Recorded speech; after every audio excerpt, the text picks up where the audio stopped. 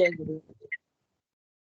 जय गुरुदेव सभी को। जय गुरुदेव। अध्यात्म विज्ञान सत्संग केंद्र जोधपुर और के सानिध्य में और बाबा श्री गंगाईनाथ जी योगी गुरुदेव रामलाल जी सियाग के द्वारा स्थापित अध्यात्म विज्ञान सत्संग केंद्र के बैनर तले जो कार्यक्रम नियमित रूप से चल रहा है, उसमें हमने आज गुरुदेव के द्वारा स्थापित कोटा आश्रम के जो एक नवनिर्माण यानी उसका जो गुरुदेव ने नींव रखी थी, उसके बाद लगभग 10-12 वर्ष बाद पुनः उसका पुनरुद्धार कहें या यूं कहें कि उसको फिर से एक बहुत सुसज्जित ढंग से उसको डेवलप किया गया, विकसित किया गया है। और गुरुदेव की हमने आज दर्शन किए हैं आश्रम के, जो कोटा आश्रम। गुरुदेव ने आश्रम को स्थापित जब यहाँ पर स्थापना की तो गुरुदेव ने कहा था कि संपूर्ण विश्व में इसकी एक प्रतिभा या यूं कहे कि इसका प्रचार प्रसार का एक केंद्र बनेगा,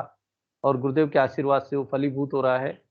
इस आश्रम में गुरुदेव ने स्वयं यहाँ पर काफी समय व्यतीत किया है। गुरुदेव ने यहाँ पर बहुत सारे कार्यक्रम कोटा में किए हैं। गुरुदेव का आशीर्वाद कोटा और भाड़ोती की धरती को बहुत अच्छा प्राप्त हुआ है। गुरुदेव ने कहा था कि कोटा की धरती से ही यहाँ से जो इस धर्म का प्रचार काफी अच्छा होगा, और वो नियमित रूप से हम बहुत सारे जो गुरुदेव के मिशन के अंतर्गत इस प्रचार प्रसार में लगे हुए हैं विभिन्न प्लेटफॉर्म के माध्यम से। और इसी निमित्त इस कार्यक्रम में MS टीम पर जो YouTube पर भी जाता है, इस कार्यक्रम में हम सभी गुरु भाई बहन इस कार्यक्रम में सामूहिक ध्यान करने के पश्चात अपने अनुभवों को यहाँ पर साझा करते हैं। तो इसी श्रृंखला में ये जो कार्यक्रम हो रहा है, इसको मैं श्री गुरुदेव के चरणों में नमन करके आरंभ करूं कि गुरुदेव के इस आश्रम के दर्शन के बाद हम अपनी अनुभूतियां यहाँ पर बारी बारी से शेयर करते हैं और शेयर करें। अपना कोई भी गुरु भाई बहन जो बोलना चाहते हैं हैंड रेज करें, जैसा कि शुरुआत क्रांति जी चौधरी गुरु बहन जयपुर से जो जुड़ती है उन्होंने किया है। गुरु बहन, मैं आपका इस प्लेटफॉर्म पर स्वागत करता हूं और आप अपनी बात प्लेटफॉर्म पर रखें, अपना माइक अनम्यूट करें। हाँ जी, जय गुरुदेव। जय हाँ जी, गुरुदेव। मैं ये जानना चाहती थी, जो अभी कोटा आश्रम के दर्शन कराए, तो कोटा आश्रम के अंदर दैनिक गतिविधि क्या रहती है, उसके बारे में थोड़ा बताएं। जी गुरु बहन, कोटा आश्रम का समय जो है सवेरे यूं मानिए 10 बजे से लेके शाम को 7, 8, 9 बजे तक का टाइम हम कह सकते हैं। आरती का जो समय होता है 7, 7:30 जैसा गुरुदेव ने समय निर्धारित किया हुआ है, तो लगभग 10 से 8 का तो हम मान ही सकते हैं कि खुला रहता है आश्रम। और कोई भी आकर के यहाँ पर मंत्र दीक्षा ले सकता है और प्रचार प्रसार की सामग्री यहाँ से प्राप्त कर सकता है। और बहुत दिव्य दर्शन यहाँ पर गुरुदेव के जो है जो गुरुदेव ने बहुत सारे जो जैसे जोधपुर आश्रम में जो लगे हुए हैं कटआउट्स हैं, बहुत सारे उनके जो कोटेशन है, वो कोटेशन यहाँ चारों आश्रम में लगाए गए हैं। अभी इसका मरम्मत और मेंटेनेंस के कारण उनको हटाया गया था, लेकिन वापस पुनः उनको लगा दिया गया है। और चारों ओर वो जैसे जोधपुर में आपने आश्रम देखा होगा, ठीक वैसी उसी तरह से यहाँ पर उसी रोल में उसी के अनुरूप जो है बनाया गया है। गुरुदेव का जो आप अभी फोटो देखा है, जो गद्दी देखी, व्यासपीठ देखी है, और उसी के पीछे की तरफ गुरुदेव का शयन कक्ष या आराम कक्ष जिसको हम कह सकते हैं, गुरुदेव वहाँ विश्राम करते थे। और एक रसोई छोटी सी बनी हुई है, तो काफी लगभग जी। किसी का माइक ऑन है तो प्लीज माइक अनम्यूट रखें। और यहाँ पर ऊपर और कमरे वगैरह बनाए गए हैं, जिसमें कि कभी भी कार्यक्रम हो तो व्यवस्था गुरु भाई बहनों को रुकने के लिए। तो इस तरह से एक व्यक्ति यहाँ स्थायी रूप से रहता है, जो गुरुदेव से संबंधित कोई भी सामग्री कोई गुरु भाई बहन प्राप्त करना चाहते हैं, CD वगैरह लेना चाहें या और प्रचार सामग्री लेना चाहें, तो वो यहाँ पर हमेशा उपलब्ध रहती है। और वो सारा एक तरह से जोधपुर से ही संचालित है, उन्हीं के अनुरूप यहाँ पर गुरुदेव के आदेशानुसार कार्य होता है। जी क्रांति जी चौधरी गुरु बहन, और कुछ आप पूछना चाहेंगे? जी हाँ जी, जैसे गुरु पूर्णिमा और जो फंक्शंस के अलावा भी वहाँ स्टेइंग की सुविधा है क्या, नाइट स्टेइंग की? नहीं, नाइट स्टेइंग की तो नहीं है। फंक्शंस में तो होता है, उसके अलावा नहीं। गुरु बहन, काफी गुरुदेव का कार्यक्रम काफी बड़े होते हैं, इसलिए यहाँ पर रुकने की व्यवस्था नहीं होती। कोटा में और जगह हम लोग जब गुरुदेव आते थे तो व्यवस्थाएं करते थे, रखते थे, अभी वर्तमान में जब से कार्यक्रम सभी जगह होने लगे वैसा ही कार्यक्रम यहाँ भी होता है, और दोनों तीनों कार्यक्रम हमारे होते हैं। गुरु पूर्णिमा होती है, गुरुदेव का जो अवतरण दिवस होता है, और दादा गुरुदेव की बरसी का समय होता है। तो ये सभी तीनों कार्यक्रम यहाँ पर होते हैं, और सभी लोग आते हैं यहाँ पे। काफी संख्या में लोग बाग आते हैं, काफी दूर दूर से आते हैं। लेकिन रुकने का तो यहाँ पर नहीं है व्यवस्था, केवल विश्राम कर सकते हैं दिन में, और उसके बाद इस तरह की व्यवस्था है। अच्छा अच्छा, ठीक। जय गुरुदेव। जी, जय गुरुदेव।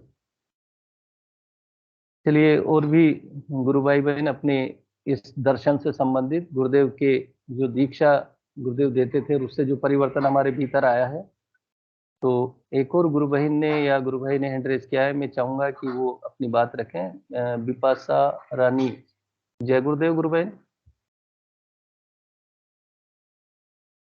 अपना कैमरा माइक अनम्यूट करें और कैमरा भी ऑन करके और अपनी बात रखें। क्या आपकी जिज्ञासा है या कोई अनुभूति है?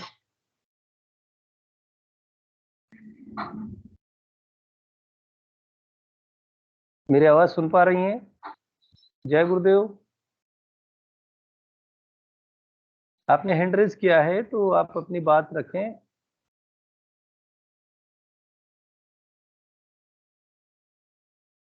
जी, केसी शर्मा जी गुरु भाई, जय गुरुदेव। स्पॉटलाइट पे हैं आप।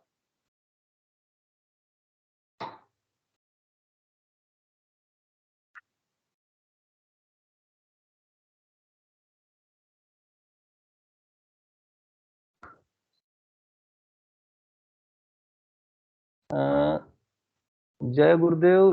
जिन्होंने भी अपना हैंड रेज किया है, कृपया अपना कैमरा माइक ऑन करके और अपनी बात साझा करें।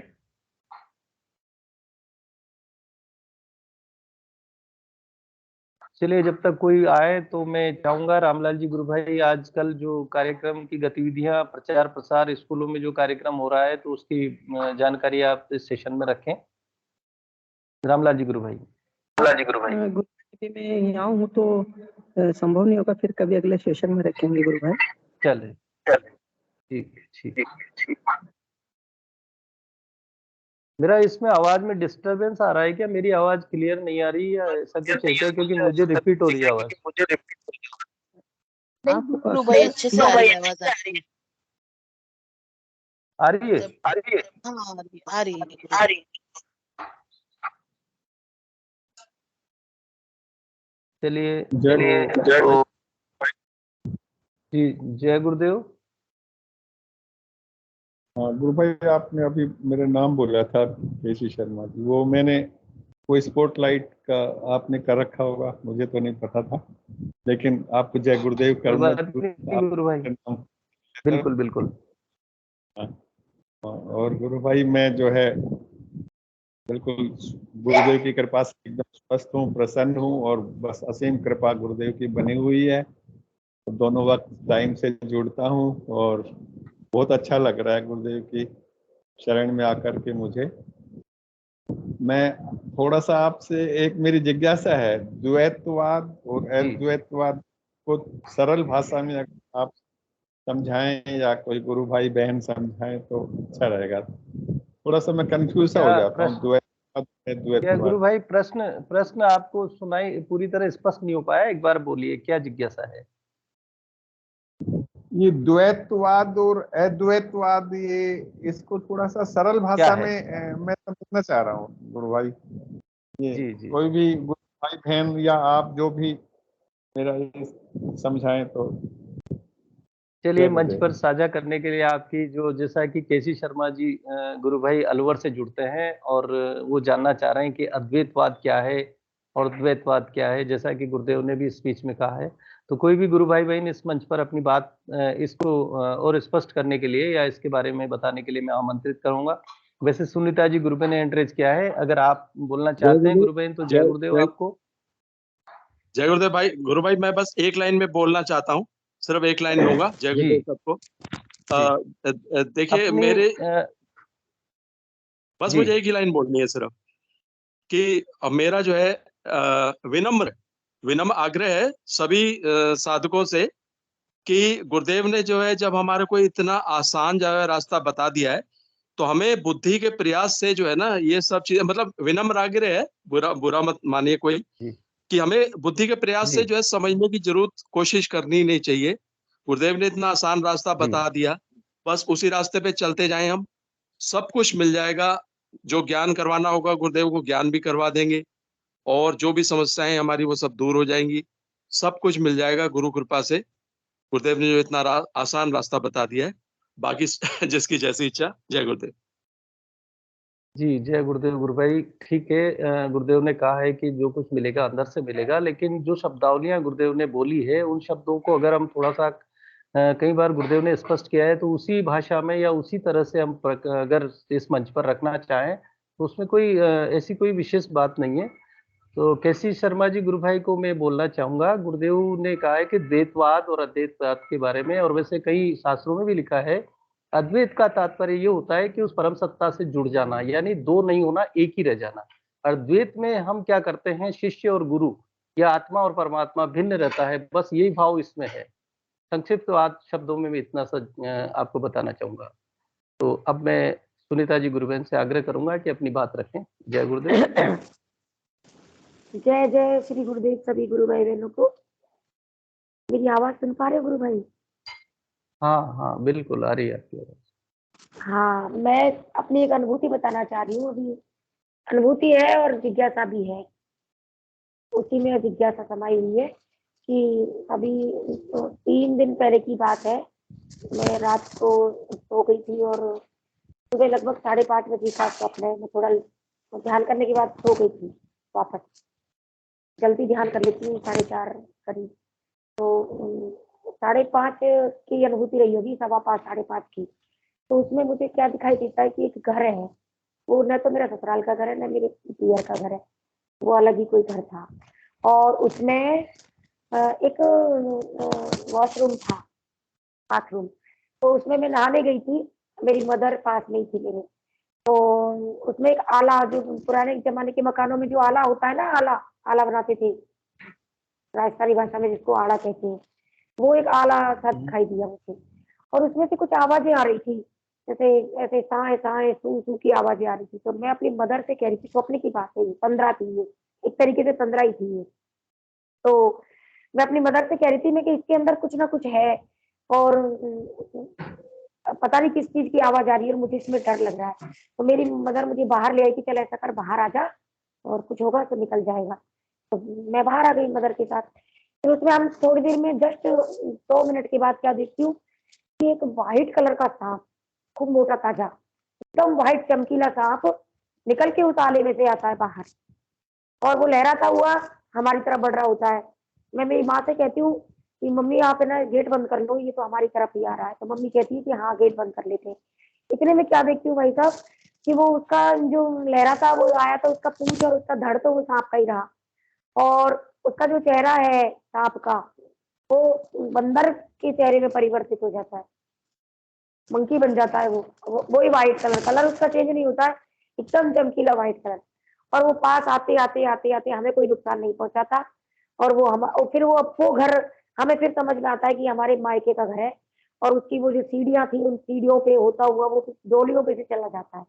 तो मेरे को क्या है, 3 दिन से कई बार तो मेरे मन में ये विचार आता था, गुरुदेव होगा कुछ आपकी लीला, आप कई बार ऐसा दिखा देते हो, पर सांप आप तो मुझे कभी नहीं दिखाए गुरुदेव ने। हाँ, एक बार एक गोल्डन स्नेक भी दिखाया था मुझे गुरुदेव ने, वो मेरे हाथ में ही देखा था उसको, गोल्डन छोटा सा था वो गोल्डन स्नेक। लेकिन ये बहुत बड़ा स्नेक, इस तरह का सांप मैंने कभी मेरी अनुभूति में नहीं देखा। तो कई बार तो मैं अपने मन को समझाती हूँ, मगर गुरुदेव ने मुझे इन चीजों में नहीं फंसना, और आप आराधना अच्छी करवा रहे हो, ये बहुत अच्छी चीजें हैं। और अनुभूति आज्ञा चक्र पे बहुत दिव्य ज्योतियों की हो रही है, तो ये भी बहुत अच्छी चीज हो रही है। बाकी फिर भी मेरे मन में एक प्रश्न सा उठता है कई बार कि ये क्या हो सकता है। वैसे अगर कोई गुरु भाई मैंने बता दे तो ठीक है, नहीं तो मैं फिर भी संतुष्ट हूँ। ये गुरुदेव का एक प्रसाद ही है, और होगा कुछ समय आने पे गुरुदेव उसको सिद्ध भी कर देंगे। तो अगर कोई गुरु भाई मैंने बताना चाहे तो स्वागत है। जय गुरुदेव जी। गुरु बहन सुनीता जी जय गुरुदेव। जैसे कि अगर इस पे ज्यादा विचार किया जाए तो ऐसी कुछ विषय नहीं है। मेन चीज ये है कि जैसा गुरुदेव कहते हैं कि इस पिंड में सारा ब्रह्मांड समाहित है, और ब्रह्मांड के जी। भीतर जितनी भी चीजें हैं वो सारे हमें दर्शनीय होती है, चाहे वो नींद में हो, बिल्कुल। स्वप्न में हो या ध्यान में हो, वो सारी चीजें उस ब्रह्मांड का ही स्वरूप है। और अचेतन मन में जब हम सोते रहते हैं या अवचेतन मन जब हमारा होता है, तो उन स्थितियों में वो चीजें जो हमसे जुड़ी हुई है वो सारी कहीं ना कहीं दिखाई देती है। लेकिन मैं अंत में एक ही बात कहूंगा कि इन सारी चीजों का क्षय करना ही साधना है। गुरुदेव हमारे सामने उन चीजों को प्रकट करते हैं और उसको समाप्त करते हैं। अब जिज्ञासावश हम जानने के लिए प्रयास करते हैं तो उसका कोई मायना भी नहीं है, अर्थ भी नहीं है। हम गुरुदेव से प्रार्थना करें, करते रहें और दृष्टा भाव से देखते रहें। गुरुदेव यही कहते हैं कि आप जो है साधक दृष्टा भाव से देखता रहता है, ध्यान करता है, केवल बाहर के लोगों को ऐसा लगता है कि इसको क्या हो रहा है साधना के दौरान भी, तो उसको हम जी, चिंतन जी। करने की या सोचने का विषय नहीं है। जो दिखाया देखते जाए, आगे बढ़ते जाएं और गुरुदेव से प्रार्थना करते जाएं। गुरुदेव जी, जी, बिल्कुल, बिल्कुल। जय गुरुदेव। जय गुरुदेव। चलिए, और गुरु भाई बहन अपनी बात सेशन में रखें।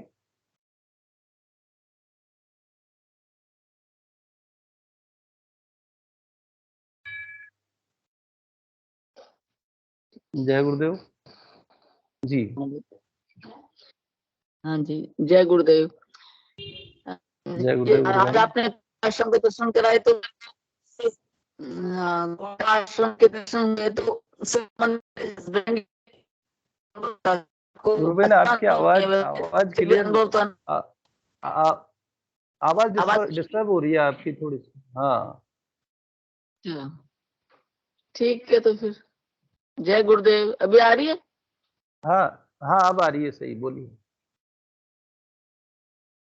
हाँ जी, मतलब ये जो कोटा आश्रम का एक अनुभव है मेरे हस्बैंड का, वो जी अनुभव अच्छा नहीं है, पर मैं बताना चाहती हूँ क्योंकि अनुभव तो अनुभव होता है। तो मेरे जी हस्बैंड 2017 में एक्सपायर हो गए थे। आवाज आ रही है मेरी? हाँ, बिल्कुल आ रही है।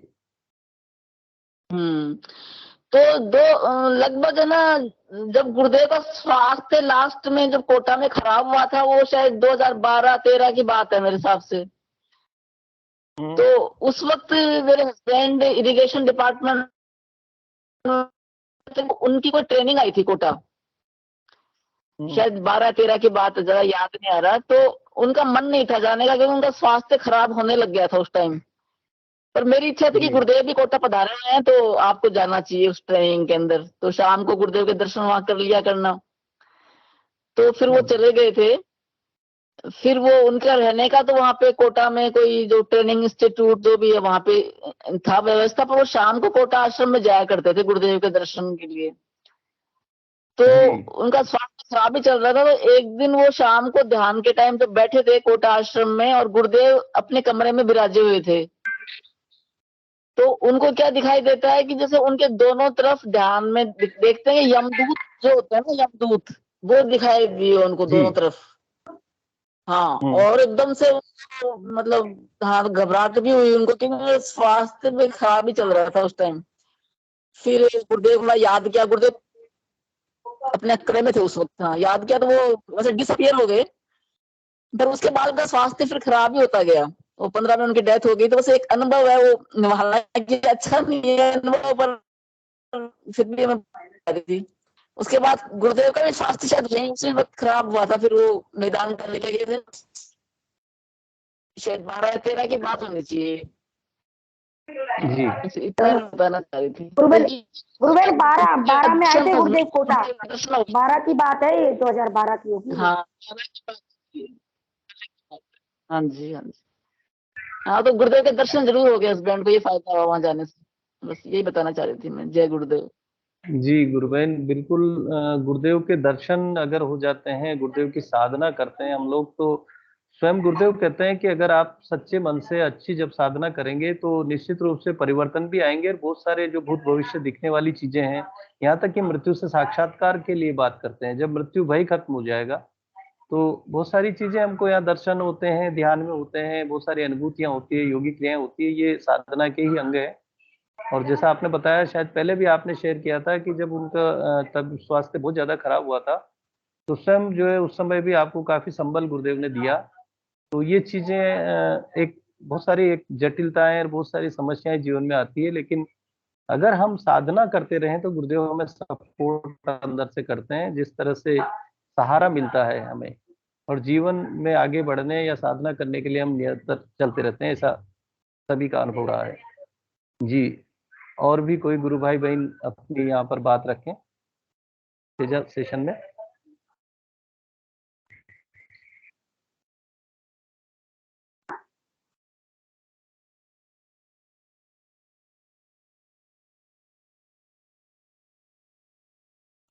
जय गुरुदेव भाई साहब। जय गुरुदेव गुरु भाई, जय गुरुदेव। ये एक बात चल रही थी अद्वैतवाद और द्वैतवाद की, उसमें जी श्री गुरुदेव की कई भी एक बात याद आती है स्पीच से, तो मैं शेयर करना चाह रहा था। गुरुदेव कहते हैं कि समाधि जो प्रोसेस शुरू करते हैं उसी में शुरुआत में ही कहते हैं कि समाधि लगने से पहली कंडीशन है पूर्ण रोग मुक्ति। तो समाधि के लिए होना चाहिए। तो कहते हैं कि समाधि लगे। आवाज आपकी बहुत कम आ रही है गुरु भाई, आवाज कम आ रही है आपकी। जी गुरु बहन, अभी आ रही है आवाज ठीक से? हाँ अब ठीक हो गई, अब ठीक है। हाँ, लैपटॉप का थोड़ा माइक ध्यान नहीं करता है ये तो मेरा कहने का मतलब था कि गुरुदेव स्पीच में बोलते हैं कि समाधि ही इस आराधना का मुख्य उद्देश्य है। मतलब समाधि एक मेन प्रोसेस है इस आराधना का। समाधि लगने के लिए आपको पूर्ण रोग मुक्ति होना जरूरी है, तो इसीलिए सारी बीमारियां ठीक होती है। फिर कहते हैं कि पहले सबीज में जाओगे, फिर निर्बीज में चले जाओगे। निर्बीज में जाओगे, सबीज में तो आवाज सुनाई देती है आपको, निर्बीज में आवाज भी सुनना बंद हो जाती है। फिर आगे बोलते हैं क्योंकि वहां पे आपके अलावा कोई और रह नहीं जाता है, तो आप अद्वैत में चले जाते हो, कहने का। तो इस आराधना में हम वो अद्वैत का अ, जो रियलाइजेशन है वो भी करते हैं और आगे बढ़ते हैं। चलिए, जय गुरुदेव सभी। जी, जय गुरुदेव पंकज जी। गुरु भाई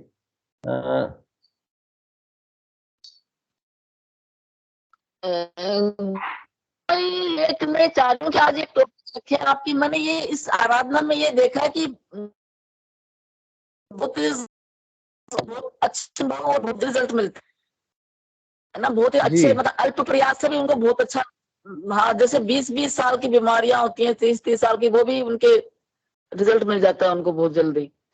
और दूसरे गुरु भाई बहन वो करते रहते हैं, कोई खास रिजल्ट नहीं मिल पाता। इस पे थोड़ा एक रखा जाए अच्छा सा टॉपिक, मतलब आज कि वो क्या किया जाए। फिर वो पूरी मेहनत करते हैं, उसके बावजूद भी उनको फल नहीं मिलता है जैसे। चलिए, और तो अपन क्रांति जी मतलब गुरुबन मैं ये बहुत भी अच्छा। सोचती हाँ जी, जी, दूसरा ये साधना में चाह रही हूँ कि जब परिणाम अपन क्यों नहीं प्रचार आते? करते हैं तो मोस्टली अपन पॉजिटिव बात। हाँ जी, और एक दूसरा ये है कि जब अपन प्रचार करते हैं गुरुदेव का, तो अपन मोस्टली अपन यही बोलते हैं बीमारी ठीक हो जाती है ये। पर मेरे हिसाब से साथ में ये भी ऐड करना चाहिए कि भाई आपके संस्कारों के हिसाब से मिलेगा, क्योंकि अगर अपन पॉजिटिव बोलते हैं, कोई रिजल्ट नहीं मिलता, तो वो भी थोड़ा ठीक नहीं रहता है, और बहुत प्रयास के बाद भी नहीं मिलता जैसे रिजल्ट कई बार। तो इस पे थोड़ा चर्चा है आज। जी, इसको अपन संक्षिप्त में ये रख सकते हैं कि साधना में परिणाम क्यों नहीं आते हैं या देर क्यों लगती है। जब व्यक्ति साधना करता है या सिद्ध योग में आता है, तो कई लोगों को ऐसा रहता है कि भाई मुझे कुछ परिणाम नहीं मिल रहे हैं या मुझ में कोई परिवर्तन नहीं आ रहा, तो इसे क्यों होता है, क्या कारण हो सकते हैं, इन पे ही अपन बात करें। या दो चीजें जैसे आपने दोनों बताइए, वो उसी का, दोनों चीजों को एक ही मिल गया है कि कई साधकों को तो जैसे ही जुड़ते हैं और उनके बहुत सारे अच्छे अनुभव या बहुत सारी योगी क्रियाएं होने लग जाती है, कई लोगों को बरसों लग जाते हैं और साधना में उनको लगता ही नहीं है, परिवर्तन नहीं आता है। तो कोई भी गुरु भाई बहन जिनके अच्छे अनुभव रहे हैं या साधना में जैसे ही शुरू किया और उनके अंदर बहुत अच्छा परिवर्तन, या उन्हें ऐसा आभास होने लग गया है कि मैं नई दुनिया या नए संसार में आ गया हूँ, तो वो अपनी मंच पर अपने अनुभव यहाँ साझा करे कि ऐसा कैसे हुआ, उनका क्या कारण रहा। मैं बुलाना चाहूंगा कोई भी गुरु भाई बहन आए, जैसा कि पीके सिंह जी गुरु भाई सेशन से जुड़े हैं। यदि समय उपयुक्त है तो गुरु भाई आप अपनी बात रखें कि जैसे ही गुरुदेव से जुड़े तो आपके जीवन में एकदम परिवर्तन कैसे आया, उसका क्या कारण रहा है। पीके सिंह जी गुरु भाई मेरी आवाज सुन पा रहे हैं?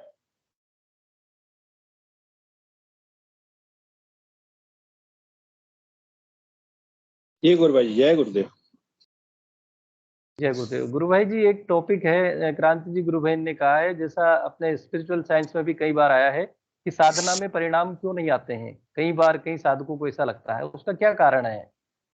गुरु भाई जी, सब और कई प्रारब्ध का लोगों को खेल है। एकदम तुरंत प्राप्त हो जाते हैं। जी सब प्रारब्ध का खेल है, क्योंकि अगर जिसके अच्छे संस्कार प्रारब्ध नहीं होंगे वो गुरुदेव से जुड़ ही नहीं सकता।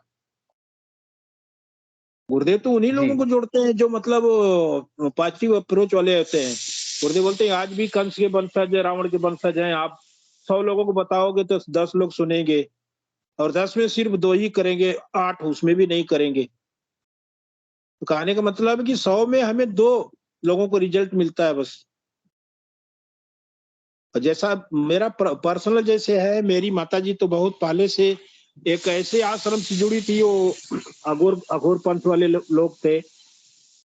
जैसे ही बीमारी के बारे में मुझे पता चला, मैं वहां पे गया था जी। तो उनका ये कहना था कि मेरे पास तो इसका इलाज नहीं, लेकिन मैं आपको रास्ता बता सकता हूँ। जी जी जी। क्योंकि देखिए, जो भी आज गुरु लोग हैं, वह किसी का हम अनादर नहीं करना चाहते, ना हमें करना भी चाहिए। अनादर हम किसी कर भी नहीं सकते। सबके पास अपनी अपनी एक शक्ति है, लेकिन गुरुदेव साक्षात ईश्वरीय अवतार है, कल की अवतार है। और जहाँ पे गुरु भाई जी सच्चाई होती है, वहां पे भीड़ नहीं होती। जी, ये मैंने देखा है, ये मेरा खुद का अपना अनुभव है। और जहाँ पे आडंबर है, वहां पे तो लंगर पे लंगर चल रहे हैं, 3-3 दिन 4-4 दिन लंगर चलते हैं। लोग ट्रक का ट्रक। चलिए पीके सिंह जी गुरु भाई, मैं आपको थोड़ा सा बीच में रोकना चाहूंगा। अभी एवीएस के आईडी से भी किसी ने एड्रेस किया है, उनको भी सुन लेते हैं। आज डिस्कस का या चर्चा का विषय या सेशन में ये रहेगा। बहुत अच्छा टॉपिक क्रांति जी गुरु भाई ने छोड़ा है। एक बार आप बने रहिए। अध्यात्म विज्ञान सत्संग केंद्र से या तो रामलाल जी मैं गुरु अपना भाई हैं बताऊंगा या बाद में। पंकज जी हैं। जी, मैं मैं उनको अपना बाद बुलाता में हूँ, बताता आप बने रहिए। जी जय गुरुदेव भाई साहब। और जी। बहुत जय अच्छी गुरु। बात कही है गुरु बहन ने। गुरुदेव स्पीच में शुरू करते हैं तब बताते हैं कि जो आराधना आपने पिछले जन्म में जहाँ पे छोड़ी है कैमरा ऑन उसको। करें गुरु भाई, यूट्यूब पर कैमरा कैमरा ऑन करें। फोटो वो मेरा अकेले का जाता है, जो बोलने वाले वक्ता होते हैं उनके फोटो बिल्कुल नहीं जाते हैं। तो आप कैमरा भी ऑन करें, मैं मेरा यही कैमरा आग्रह करूंगा ऑन है। सभी से, जो भी सेशन में। आ रही चलिए, है गुरु भाई, फोटो इनकी आ रही है। मेरा चलो कैमरा बोलिए, ऑन है ठीक है। भाई साहब जी। जी शायद वो थोड़ा डिले होता है, कई बार हमारा नेटवर्क अच्छा नहीं होता तो हाँ, फोटो कोई अपीयर होने दिक्कत में नहीं, थोड़ा लास्ट समय में। लगता है।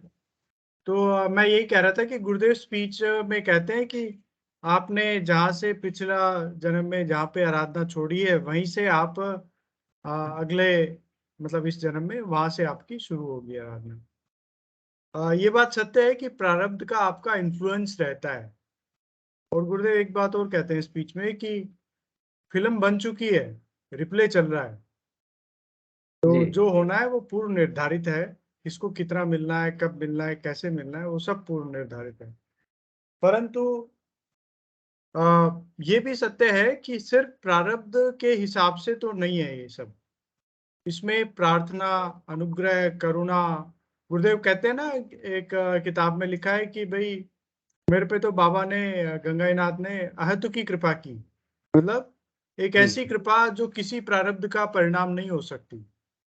तो इसी तरह गुरु अनुग्रह रूप में आए हैं, और वो उसका जो ये दीक्षा मिलना है, हमारा जो आगे की यात्रा है, ये हमारा कोई प्रारब्ध नहीं हो सकता। ये सिर्फ गुरुदेव की इच्छा ही है कि ठीक है, उन्होंने हमें चुना और किसी जन्म में कोई हमारा, उन्होंने प्रार्थना हमारी सुनी और इस रास्ते पे हमें चलाया।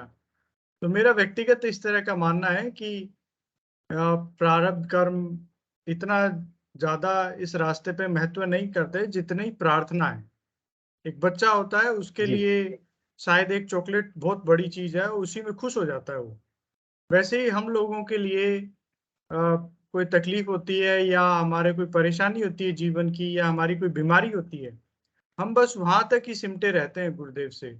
कि बीमारी ठीक करवा दो, वो चीज दिलवा दो, वो चीज करवा दो, वो चीजें बस वही उस बच्चे की तरह वो चॉकलेट हमारी वो बीमारी या भौतिक सुख सुविधा ही रह जाती है।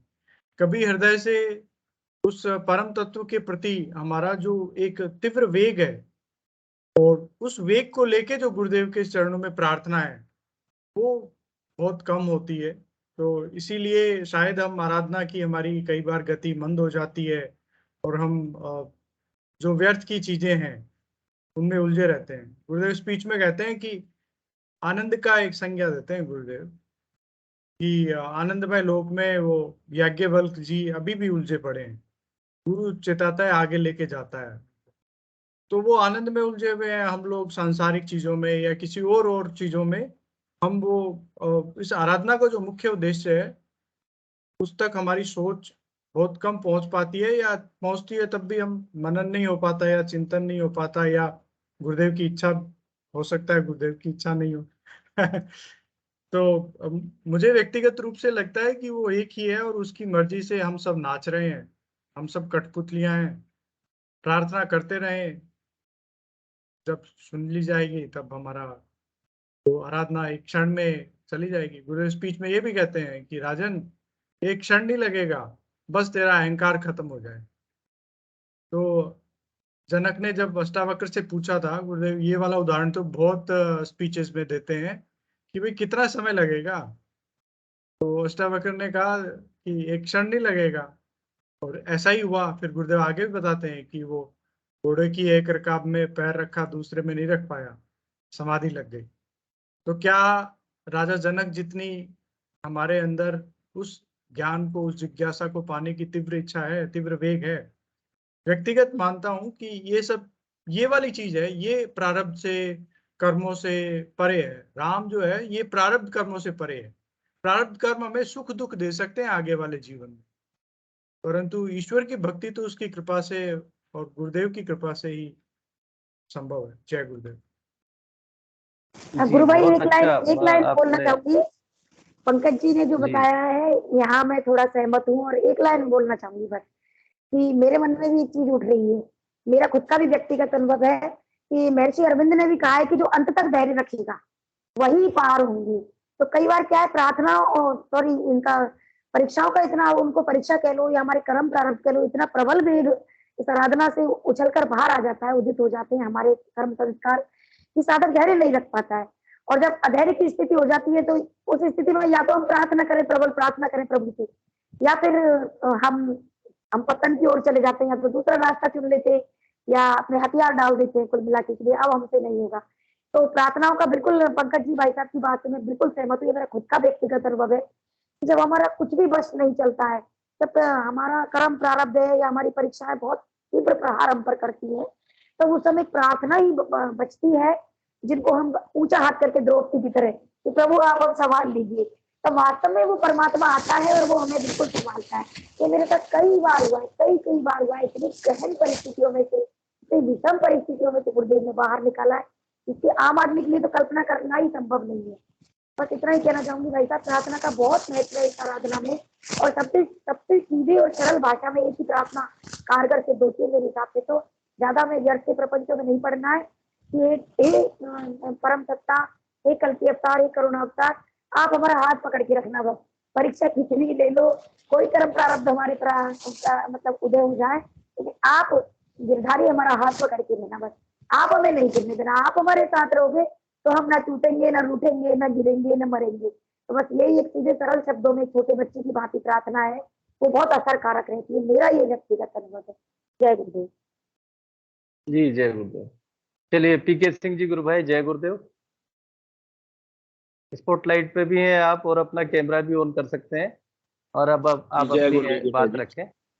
जी जय गुरुदेव। मैं इतना ही करना चाहूंगा कि जैसे मुझे बीमारी, देखिए प्रार्थना तो अपनी जगह पे है, प्रार्थना के बिना तो कुछ संभव होने वाला नहीं, लेकिन कहीं ना कहीं उसमें प्रारब्ध जरूर जुड़ता है गुरु भाई जी। क्योंकि मैं अपना एक उदाहरण देता हूँ।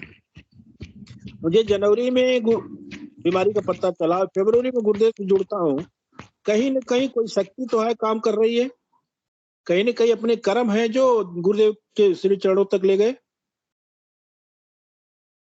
और मुझे वो जी। भी ऐसी स्थिति में, मैं एक ऐसा व्यक्ति ट्रेन पे चढ़ूं तो अपने बर्थ से लेकर के बाथरूम तक की यात्रा मेरी होती है, लेकिन उस बार मैं 3-4 कोच तक दौड़ा। ये सब गुरुदेव की कृपा से होता है, बशर्ते ठीक है, बिना प्रार्थना के तो कहीं गुंजाइश है ही नहीं है। अगर परम सत्ता भगवान के दरबार में हम पहुंच गए हैं तो बिना प्रार्थना के कहाँ गुजारा है। गुरुदेव बोलते हैं भैया मैं तो लुटाने निकला हूं, पात्र सीधा रखोगे डाल दूंगा, उल्टा रखोगे तो मैं मजबूर हूं। कहने का मतलब वही है कि बस अपने कर्मों के हिसाब से प्रार्थना तो आवश्यक है, प्रार्थना के बिना तो गुजारा चल ही नहीं सकता। गुरु भाई कैमरा ऊंचा हो गया आपका। अभी ठीक है? हाँ, पूरा चेहरा नहीं आ रहा, और करो। हाँ, अब गर्दन आ रही है, अभी नाक तक आ रहा है फोटो, और नीचे चला गया। क्या है ना, मेरी बड़ी माता जी गांव में गई है, यहाँ तक आ रहा है, अभी यहाँ तक का फोटो आ रहा है आपका। लेकिन मुझे साफ दिखाई दे रहा है जी। चलिए कोई बात नहीं, बोलो। चोटमल जी भाई, तो आप ही को दिखाई नहीं दे रहा, हम लोगों को भी पूरा दिखाई दे रहा है।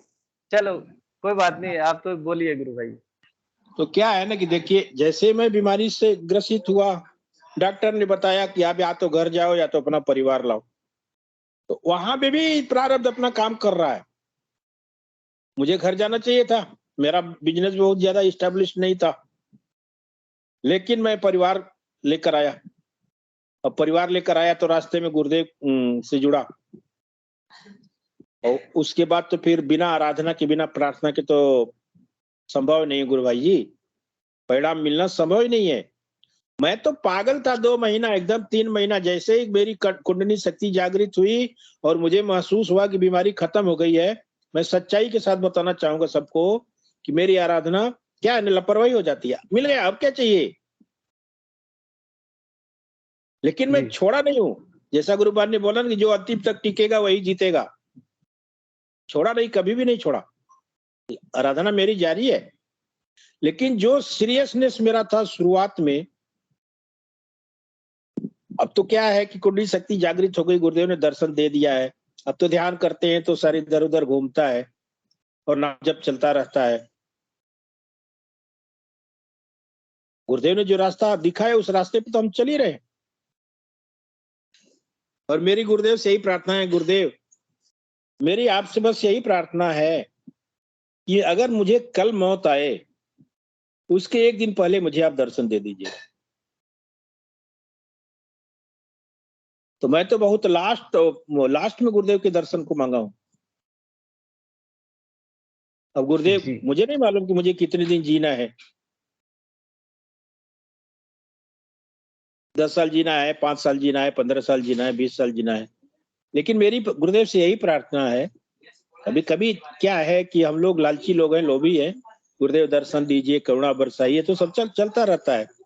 लेकिन गुरुदेव को मालूम है कि इसको कब क्या करवाना है, वो मातृशक्ति कुंडलिनी को मालूम है कि इस शरीर को क्या जरूरत है।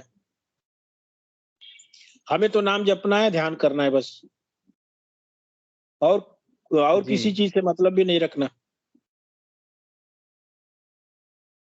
तो मैं तो इतना ही कहूंगा कि इसमें कर्म भी अपने आड़े आते हैं और प्रार्थना के बिना गुजारा नहीं है।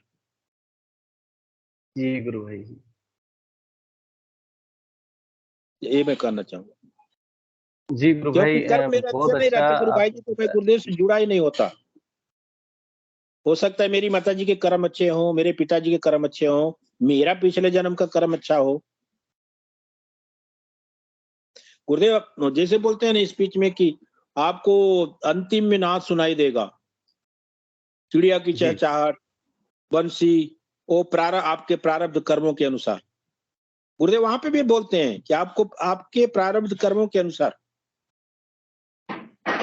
जी जी बिल्कुल। गुरुदेव इस बात को कई बार स्पीच में बोला है गुरुदेव ने कि आपको लास्ट में नाद सुनाई देगा, चिड़िया की चहचहाट, बंसी, वो भी आपके प्रारब्ध कर्मों के अनुसार। प्रारब्ध तो अपने साथ चल रहता ही है, उसके साथ साथ हमें गुरुदेव के श्री चरणों में करुण प्रार्थना करनी है। भाई कभी कभी भजन सुनता हूं ना, कुछ तो भजन ऐसे होते हैं कि वो तो हिला देते हैं अंदर से। भजन के साथ गाने लगता हूँ, गुरुदेव की तस्वीर के सामने खड़ा होकर के रोने लगता हूँ, और वो आंसू इतना तीव्र गति से निकलते हैं, उसका हम वर्णन नहीं कर सकते। इतना आनंद आता बिल्कुल है, गुरु भाई। आनंद ये आता है कि गुरुदेव अगर आप नहीं होते तो इस शरीर का क्या होता आज, ये शरीर इस दुनिया में नहीं रहता। ये भाव आता है तो रोना आ जाता है। अगर आप नहीं मिले होते तो इस शरीर तो इस दुनिया में नहीं रहता आज। ये भाव जैसे ही आता है रोना आ जाता है। आपकी बस कृपा जी दृष्टि गुरु बनी भाई। रहे, यही प्रार्थना है। प्रार्थना करना है, दिन रात करना है प्रार्थना। गुरुदेव तो कहते भी हैं कि 2 बार 4 बार 10 बार प्रार्थना कर लो, जो करके हो जाएगा आपका काम। डिमांड कर लो। बिल्कुल। लेकिन हमें उस नाम को नहीं छोड़ना गुरु भाई जी, नाम ही चाबी है। जो भी परिवर्तन आएगा नाम के साथ ही आए। इतना ही कहना चाहूंगा। जय गुरुदेव। जी जय गुरुदेव। बहुत अच्छा गुरु भाई।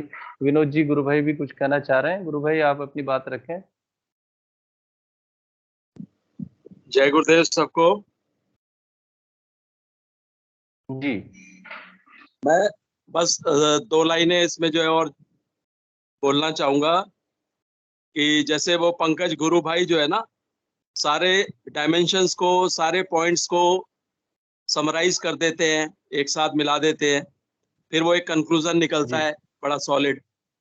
तो इसमें बाकी सब जो है साधकों ने जो बात बोली है वो भी सब इम्पोर्टेंट है, लेकिन फिर भी मैं 2 बातें जरूर कहूंगा। पहली तो ये कि कोई भी जो है साधक अगर उसको रिजल्ट नहीं मिल रहा तो एक बार वो चेक करने की जरूरत है, क्या वो हर चीज जो है वो ठीक कर रहा है। यानी कि सबसे पहले मंत्र का उच्चारण, क्या वो उच्चारण सही कर रहा है, और दूसरा जी ये कि क्या वो किसी दूसरे गुरु का या किसी देवी देवता का मंत्र जाप तो नहीं कर रहा, किसी देवी देवता की जी साधना तो नहीं कर रहा। कोई गायत्री मंत्र के साथ बहुत ज्यादा अटैच होता है, कोई किसी के साथ। तो कई लोग होते हैं कि जी हम तो बचपन से ओम नमः शिवाय कर रहे हैं, तो वो तो हम नहीं छोड़ सकते। तो इस तरह से एक तो वो चीज चेक करने की जरूरत है। कोई जो है ज्योतिष की दी हुई अंगूठी तो नहीं पहन रखी, कोई धागा, कोई ताबीज, कोई इस तरह का कुछ, वो सब जो है तो नहीं कर रखा। तो एक तो वो चीज जो है कि आस्था जो है आपकी वो डिवाइड तो नहीं हो रही। तो एक तो वो चीज हो गई कि वो जरूर चेक करना है। अगर वो सारा कुछ सब कुछ ठीक है तो उसके बाद फिर नेक्स्ट पार्ट आता है। फिर नेक्स्ट पार्ट आता है ये जो बाकी गुरु भाइयों ने बोला कि आपके जो है प्रारब्ध भी आते हैं। फिर ये भी आता है कि आप जो है, जैसे गुरुदेव ने कहा है 24 घंटे राउंड द क्लॉक, तो आप वो नाम जप कर रहे हैं नहीं कर रहे। ध्यान जो है वो 15 मिनट सुबह, 15 मिनट शाम, खाली पेट वो कर रहे हैं नहीं कर रहे हैं। तो अक्सर तो बहुत सारे साधक जो होते हैं वो इसी में कुछ ना कुछ गलती कर रहे होते हैं, तो इस वजह से भी रिजल्ट नहीं मिलता। और फिर समर्पण, जिसकी तो इम्पोर्टेंस बार बार जो है सभी हम लोग जानते हैं, बताते हैं। तो समर्पण जो है गुरुदेव के प्रति और वो करुण प्रार्थना गुरुदेव के प्रति। और एक छोटा सा पॉइंट मुझे लगता है शायद वो भी इम्पोर्टेंट है कि अगर कोई बीमारी को लेके या किसी खास समस्या को लेके जुड़ा हुआ है और वो बार बार बस उसका फोकस वही रहता है कि गुरुदेव की साधना करते हुए इतने दिन हो गए, अभी तक तो बीमारी कम हुई नहीं, अभी तक तो रिजल्ट मिला नहीं, तो फिर वो बात भी गुरुदेव की बड़ी इंपॉर्टेंट बन जाती है कि अगर सिर्फ बीमारी के लिए जुड़ोगे तो सिर का दर्द भी ठीक नहीं होगा। हालांकि ये बात भी गुरुदेव ने कही है कि मेरे से जो लोग जुड़ते हैं उसमें 90% बीमारियों की वजह से ही जुड़ते हैं, सिर्फ 10% जो है जिज्ञासा की वजह से जुड़ते हैं। ये भी गुरुदेव ने कहा है स्पीच में। तो रिजल्ट तो खैर गुरुदेव उनको भी देते हैं करुणा करके, दया करके, जो बीमारी की वजह से ही जुड़े होते हैं। लेकिन फिर उनको जो है समर्पण करना चाहिए गुरुदेव के प्रति और थोड़ा धैर्य रखना चाहिए, और फिर आस्था डिवाइड नहीं होनी चाहिए उनकी। तो रिजल्ट तो खैर उनको भी मिलते हैं, लेकिन फोकस जो है सिर्फ ये नहीं होना चाहिए बीमारी पे ही। बस ये होना चाहिए गुरुदेव हमें अपनी शरण में रखो, हमें अपनी भक्ति का वरदान दो। तो बस यही कहना चाह रहा था। बाकी मैं ये चाहूंगा गुरु भाई, दो शब्द आप भी जरूर कहिए आपको भी सुन के बड़ा अच्छा लगता है। जय गुरुदेव। जी जय गुरुदेव। गुरु भाई देखिए, गुरु भाई मैं तो सारी बातें सभी अपने अपने जहाँ तक हम प्लेटफॉर्म पे बात करते हैं तो जितना हम लोगों ने अनुभव किया वही चीज और अपनी पीड़ा या अपने कष्ट या जो यहाँ पर प्लेटफॉर्म पे रखते हैं, लेकिन मूल हमारा ध्येय होना चाहिए कि गुरुदेव के दर्शन आधारित और सिद्ध योग के आधारित हम बात करें। तो जहां तक मैं समझता हूँ गुरुदेव ने ये कहा है कि आपका समर्पण, प्रारब्ध तो है लेकिन समर्पण झुक करके अंदर से अगर डिमांड करेंगे तो सब कुछ मिलेगा।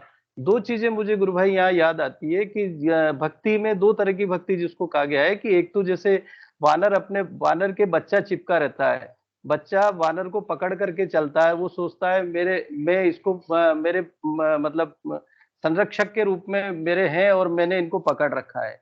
दूसरा बिल्ली के बच्चे वाला भी है कि बिल्ली अपने बच्चे को मुंह से पकड़ती है। तो हमारी साधना गुरुदेव की जो सिद्धियोग की साधना, ये जो साधना है गुरु भाई हम कुछ नहीं कर सकते, गुरुदेव ने ही हमको पकड़ रखा है और हमको केवल उनके इतना याद है कि उन्होंने हमें पकड़ रखा है, लेकिन हमारे साथ क्या घटना घटनी है क्या नहीं घटनी है वो हम इस भौतिक शरीर के देखते हुए, रिश्ते नाते संसार को देखते हुए, जब तक संसार की तरफ देखते हैं तब तक हमारे कष्ट, हमारी जुड़ी हुई सारी चीजें हमें याद आती है। लेकिन जैसे ही साधना करते हैं हमारा आज्ञा चक्र खुलता है, मातृ शक्ति जागती है और उसके बाद जिस समय हम ध्यान में रहते हैं उस समय गुरुदेव के सानिध्य में केवल इतना हमें एहसास होता है। तो उस समय हमें यह महसूस होता है कि वास्तव में गुरुदेव ने हमें पकड़ा है, हमारा प्रयास कुछ भी नहीं है, हमारा केवल इतना है कि झुक के डिमांड करना, मांग करना। साथ ही गुरुदेव ये भी कहते हैं कि जो पॉजिटिव थॉट के लोग हैं, जो इनका विचार जो पॉजिटिव है वही झुकेंगे, नेगेटिव वाले नहीं झुकेंगे, क्योंकि गुरु में गुरुत्वाकर्षण होता है, वो उन्हें खींचता है। तो बहुत सारी चीजें इसमें भी आती है साधना में, जैसा कि अपन ने बिंदु रखा था गुरु बहन ने कि भाई साधना में परिणाम क्यों नहीं आते हैं, तो मूल उसमें जो निकल करके आता है या वैसे भी बात करते हैं तो प्रारब्ध तो होते ही होते हैं, लेकिन फिर भी अगर पॉजिटिव लोगों के साथ हम रहते हैं, पॉजिटिव थॉट हमारे बनते हैं, तो हमारे अंदर वो गुरुत्वाकर्षण का भाव या गुरुत्व हमें खींचने की जो क्षमता, गुरु हमें खींचेगा वो क्षमता हमारे भीतर आ जाती है। कई जगह कहा माना भी जाता है कि अगर अच्छे लोगों के साथ हम रहते हैं तो निश्चित रूप से हमारे भीतर वो चीज आती है, लेकिन वो सारी चीजें गुरु कृपा से ही प्राप्त होती है। जब तक गुरुदेव नहीं चाहेंगे हमारे में नहीं आ सकता, हम एक कदम नहीं चल सकते, एक श्वास नहीं ले सकते। साथ ही हमारा जो ये भौतिक शरीर, ये जो जीवन मिला है ये तो बहुत अल्प है। मूल हमारा जो साधना का ध्येय है कि हमारे प्रारब्ध के जितने भी संस्कार हमारे भीतर जुड़े हुए हैं वो सारे कटने हैं, क्षय होना है, तब जाके पाप पुण्य कुछ नहीं रहना है, अंततः उनमें विलीन होना है।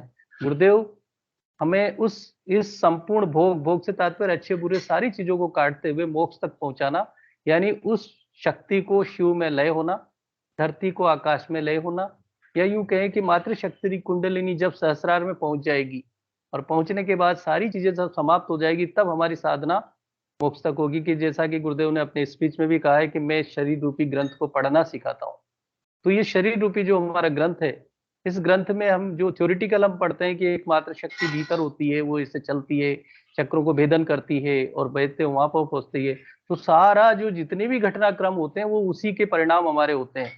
लेकिन बाह्य रूप से हमें कई बार कष्ट का एहसास होता है, कभी आनंद का एहसास होता है।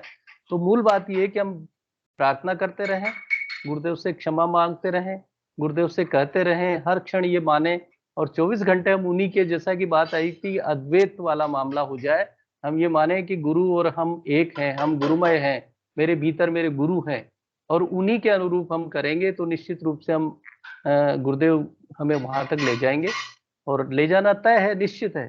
तो हमारा मूल जो समर्पण है वो हमेशा बना रहे, प्रार्थना बनी रहे, क्षमा प्रार्थी रहे, क्योंकि जब भी हम ध्यान करते हैं तो ध्यान के दौरान गुरुदेव हमारी प्रार्थना को सुनते हैं और हमें आपस में एक तरह से एक संवाद होता है, जैसा कि हम इस प्लेटफॉर्म पर रखते हैं वो उसी का परिणाम है कि हम जितनी भी साधना के परिवर्तन आते हैं इस प्लेटफॉर्म पर रखते हैं। तो मैं अब इस सेशन को यहीं पर गुरुदेव के चरणों में समर्पित करने के लिए हिंगू जी गुरु भाई को आग्रह करूंगा कि हिंगू जी गुरु भाई आए और इस सेशन को श्री गुरुदेव के चरणों में समर्पित करें।